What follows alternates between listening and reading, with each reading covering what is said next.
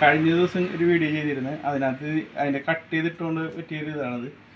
ഇത് ശരിക്കും ഉപയോഗിക്കുന്നത് എന്ന് വെച്ചാൽ പവർ സ്റ്റിയറിംഗ് കയറ്റിയതിന് ശേഷം വണ്ടിയിൽ നിന്ന് ACMൽ ലൈൻ കൊടുക്കുന്നതിന് പകരം സെപ്പറേറ്റ് ലൈൻ കൊടുക്കാൻ വേണ്ടിയിട്ടാണ് ഉപയോഗിക്കുന്ന ഡിവൈസാണിത്. അല്ലാതെ ഇത് കുത്തിയാൽ പവർ സ്റ്റിയറിംഗ് റെഡി ആവില്ല. കുറേ ആൾക്കാർക്ക് അങ്ങനെ സംശയം ഉണ്ടായിരുന്നു. കുറേ ആൾക്കാർക്ക് അറിയണവർക്ക് കുഴപ്പമില്ല, അറിയാത്തവർക്ക് വേണ്ടിയിട്ടാണ് ചെയ്യണത്. ഇതെന്ന് വെച്ചാൽ പവർ സ്റ്റിയറിംഗ് ഓൾറെഡി മോട്ടറും മൊഡ്യൂളൊക്കെ വണ്ടിയിൽ ഇൻസ്റ്റാൾ ചെയ്തതിന് ശേഷം ലൈൻ കൊടുക്കാൻ വേണ്ടിയിട്ട് ഉപയോഗിക്കുന്ന ഒരു യൂണിറ്റാണിത്. അല്ലാതെ ഇത് വേറെ ഒരു സംഭവമല്ല ഇത് കേട്ടോ. ഇതിനെങ്ങനെയാണ് റേറ്റ് വരുന്നത്? ഇത് ഫുൾ യൂണിറ്റിന് 2000 രൂപ വരും. ഇങ്ങനെ വയറിങ് ചെയ്തതിന് 2000 രൂപയാണ് ഇതിൻ്റെ വില.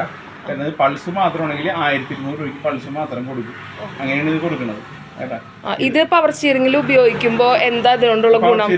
ഇത് ഉപയോഗിക്കുമ്പോൾ എന്ന് വെച്ചാൽ മൊഡ്യൂളിന് കൂടുതൽ ലൈഫ് കിട്ടും. മൊഡ്യൂൾ കൂടുതലായിട്ട് ലൈഫ് കിട്ടും. അതാണ് അതിന് വേണ്ടിയിട്ടാണ് ഇതിനകത്ത് ഒരു നിശ്ചിത ഫ്രീക്വൻസിയിൽ ക്ലിയർ ആയിട്ടുള്ള കറണ്ട് മാത്രമേ ഇതിനകത്ത് കറക്റ്റായിട്ട് വരുള്ളൂ. മറ്റേതെന്ന് ഇഗ്നിഷൻ കോയിലിനൊക്കെ സെന്നിനൊക്കെ എടുക്കുമ്പോൾ ഇഗ്നിഷൻ കോയിലിൻ്റെ നെഗറ്റീവ് എടുക്കുമ്പോൾ കൂടുതൽ വോൾട്ട് കയറി വന്നിട്ട് മൊഡ്യൂളുകൾ വേഗത്തിൽ പോകാൻ സാധ്യതയുണ്ട്.